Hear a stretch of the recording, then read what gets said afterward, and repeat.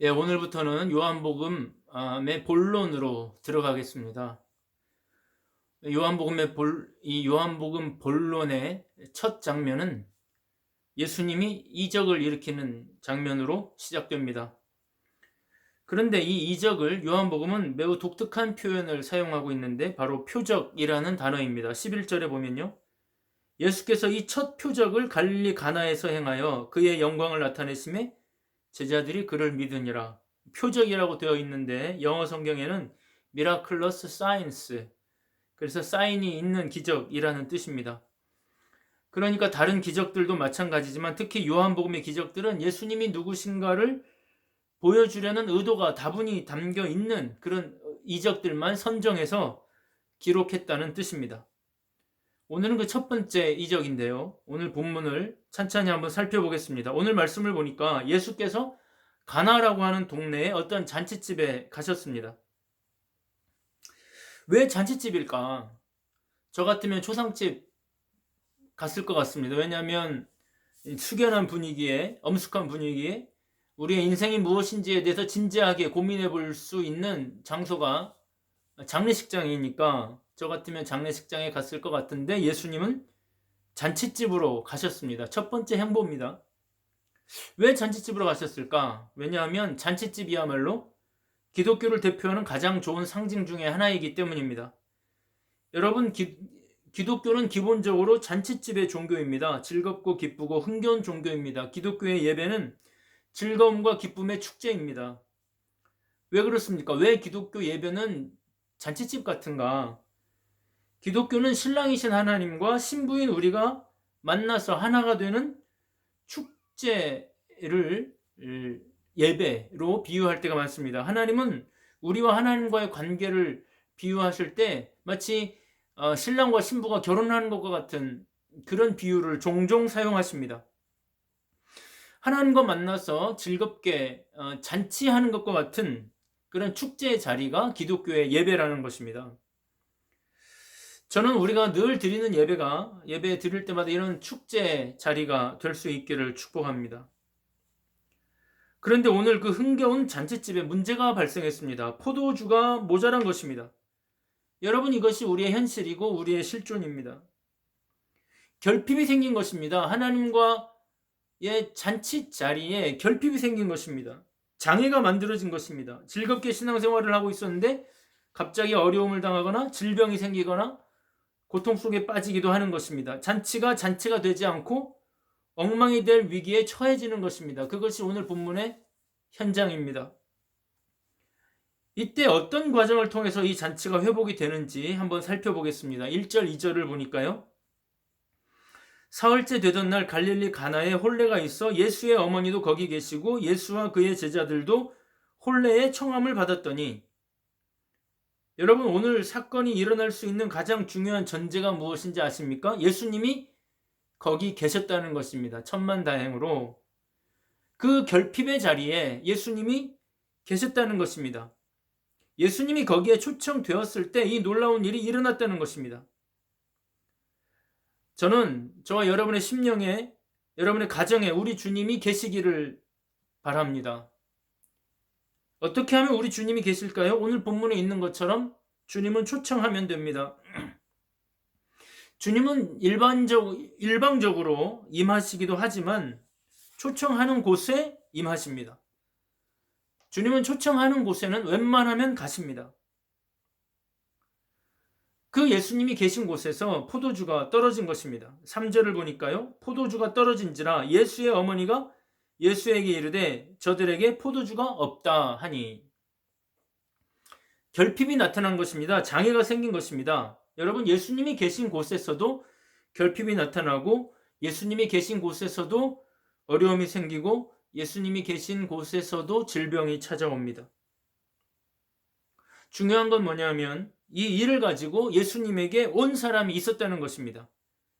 여러분, 우리는 이것을 기도라고 합니다. 결핍이 나타나자, 어려움이 생기자, 힘든 일이 발생하자 마리아가 예수님에게 기도합니다. 여러분, 이것이 대단히 중요합니다. 여러분, 그 현장에서 포도주가 떨어진 것을 캐치한 사람들이 마리아 뿐이겠습니까? 주방에 있던 사람들은 다 알았을 겁니다. 포도주가 떨어졌는데 이걸 어떻게 하면 좋지? 문제의식을 가진 사람들은 많았을 겁니다. 그 어려운 상태를 진단하는 사람들도 많았을 겁니다. 그러나 그 문제를 예수님에게 가져온 사람은 마리아 한 사람뿐이었습니다. 사랑하는 여러분, 그리스도인의 모든 문제 해결은 기도로부터 시작된다는 것을 잊지 말기를 바랍니다. 기도하면 희망이 시작되는 것이고 기도하지 않으면 아무 일도 일어나지 않는 것입니다. 그리스도인들은 꼭 기도해야 합니다. 에즈라 바운즈가 뭐라고 그랬냐면 기도는 기독교인에게 있어서 기도에 버금갈 만한 것도 없고 기도를 대신할 만한 것도 없다. 그런 말을 한 적이 있습니다. 기독교인들에게 있어서 가장 중요한 행동 중에 하나는 기도입니다. 기도. 그런데 그 기도는 어떤 기도냐? 5절을 보니까요. 그의 어머니가 하인들에게 이르되 너희에게 무슨 말씀을 하시든지 그대로 하라 하니라. 여러분, 이 구절이 의미하는 바가 무엇이겠습니까?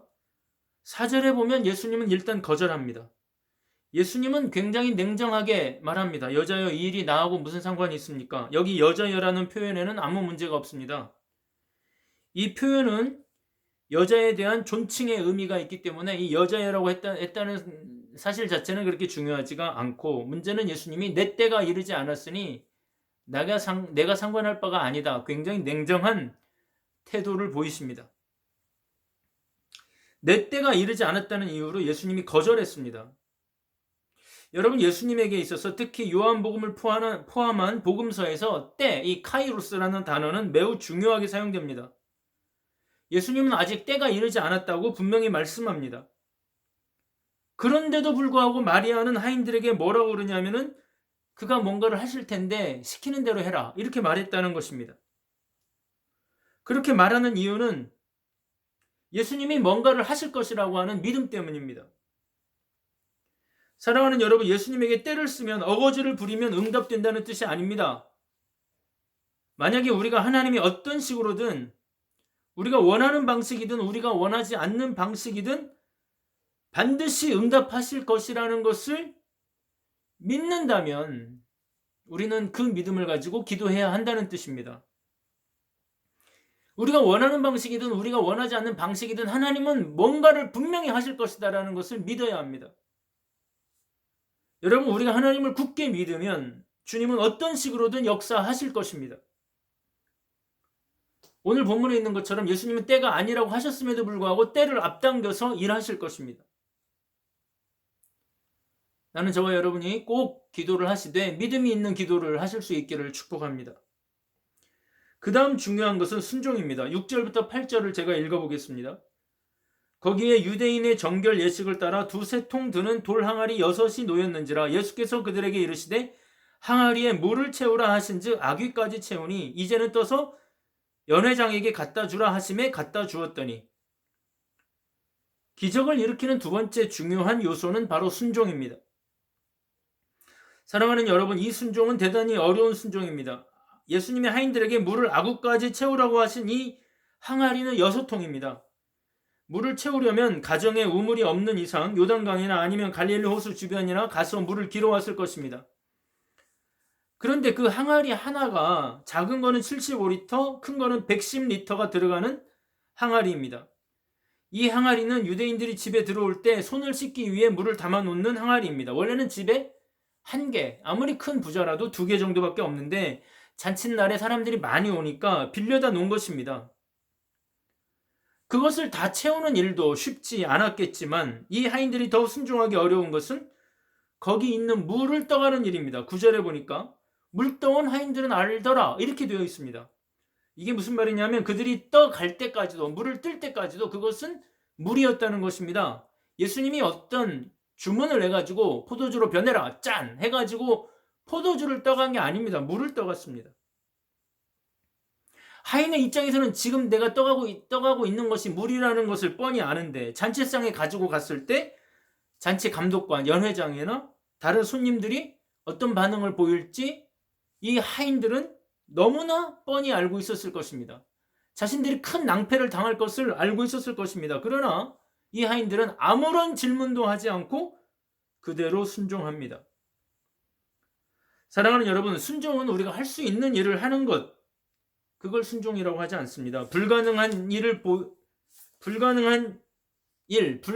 보이는 일을 순종하라고 할 때, 얼토당토 않는 것 같은데 그걸 순종하라고 할 때 순종하는 것, 그걸 순종이라고 합니다. 수만 가지의 질문이 마음속에 떠오를 때에도 하나님은 무엇인가를 하실 것이라는 것을 믿고 묵묵히 그 말씀에 순종해 나갈 때 변화가 일어나는 것입니다. 여기까지는 저와 여러분이 많이 들어왔던 패턴입니다. 그러나 오늘 말씀은 그 정도의 의미가 아닙니다. 그렇게 해서 끝날 본문이 아닙니다. 오늘 본문은 단지 어떤 잔치집에서 포도주가 없어졌다가 포도주가 만들어졌다, 그런 물리적인 기적의 한 장면을 보여주는 그런 1차원적인 의미만 갖고 있는 말씀이 절대 아닙니다. 이 말씀이 가지는 매우 중요한 의미가 있습니다. 6절인데요. 다시 한번 읽어볼게요. 6절. 거기에 유대인의 정결 예식을 따라 두세 통 드는 돌항아리 6이 놓였는지라. 유대인의 정결 예식을 따라 물을 놓아두는 물항아리가 있었다는 것입니다. 정결 예식을 따라, 이 말은 정결을 위한 물이라는 뜻입니다. 이 항아리는 뭐 하는 물이냐 하면은 유대인들이 밖에 나갔다가 집에 들어올 때, 혹은 외국에 갔다가 집에 들어올 때 꼭 그 물을 떠서 그릇이나 가방이나 신발이나 손이나 그런 것들을 씻을 때 사용하는 물입니다. 왜냐하면 외국에 나갔다가 부정한 것이 묻어서 들어올 수도 있으니까 씻어내는 일종의 종교 행위를 위한 것입니다. 오늘처럼 잔치집에 손님이 많이 오는데 부정한 것을 만지고 왔다든지 우상의 제물을 만지고 왔다든지 그럴 수 있으니까 물항아리 6을 이제 준비해 놓고 거기서 손을 씻고 들어갈 수 있게 해 놓은 것입니다. 그 정결 예식을 위한 물이라는 것입니다. 그러니까 이 물은 단순한 물이 아니고 유대인들의 종교성을 상징하는 종교적인 의미가 굉장히 강한 물입니다. 아마 하인들이 이 물을 채우라고 할 때 하인들은 아주 이상했을 겁니다. 거기에 물을 채울 필요가 하나도 없고 또 설마 그 물을 먹을 거라고는 생각도 못했을 것입니다. 여러분, 이게 무슨 의미일까요? 이 글을 읽는 유대인들은 도대체 어떻게 읽을까요? 아마 이 본문을 기록한 요한의 의도는 이런 걸 겁니다. 그 물을 아무리 채워본다 한들, 그 물에서 아무리 손을 씻어본다 한들, 그 물에서 6개의 물 항아리가 아니라 60개, 600개, 6000개의 물 항아리에서 아무리 손을 씻고 가방을 씻고 옷을 씻는다 한들 그들은 아무런 종교적인 기쁨을 누리지 못할 것이다. 그런 유대인들의 종교적 형식주의, 당시 유대인들의 종교적 허상에 대한 예수님의 공격입니다. 그 물 아무리 손을 씻어봐야 아무런 의미가 없다. 그거는 종교 행위에 불과할 뿐이다. 그것이 우리의 영혼에 기쁨을 가져다 주지 않는다. 여러분, 기독교는 형식이 아닙니다. 다른 종교는 형식이 매우 중요하지만 기독교는 형식이 중요하지 않습니다. 약간 중요할지 모르지만 그 중요성은 그다지 크지 않습니다.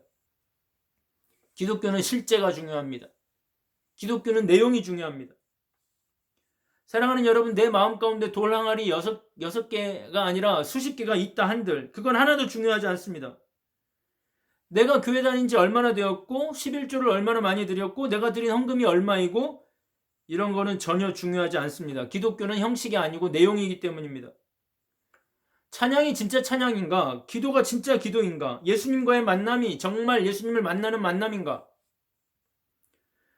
사랑하는 여러분, 저와 여러분이 찬양할 때 진짜 찬양을 하고 기도할 때 진짜 기도를 하고 말씀을 들을 때 진짜 하나님의 말씀을 듣는 것처럼 말씀을 들으실 수 있기를 바랍니다. 우리의 예배가 진짜 하나님을 예배하는 예배가 되기를 바랍니다. 그러면 창조주 하나님, 오늘 본문의 창조주 예수님이신 물로 포도주를 바뀌게 하시는 예수님의 능력이 역사하실 것입니다. 우리의 영혼을 물로 포도주로 만들고 기쁨이 사라져 슬픔이 되어버린 공간을 다시 기쁨의 공간으로 바꾸실 것입니다.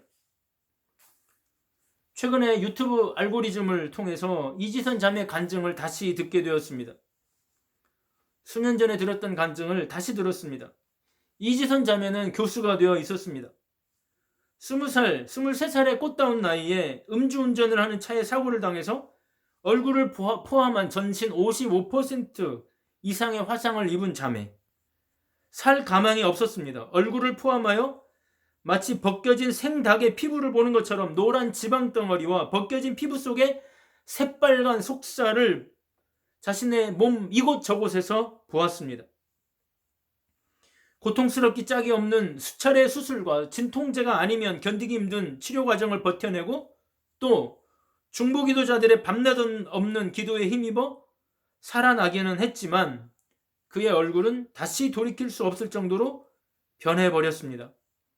미래에 대한 희망을 가질 수가 없었습니다. 이 얼굴을 하고 어떻게 다른 사람 앞에 설 수 있겠나, 사회생활은 제대로 할 수 있겠나 하는 비관적인 마음이 들었습니다. 어느 정도 회복이 되니 교회를 갔습니다.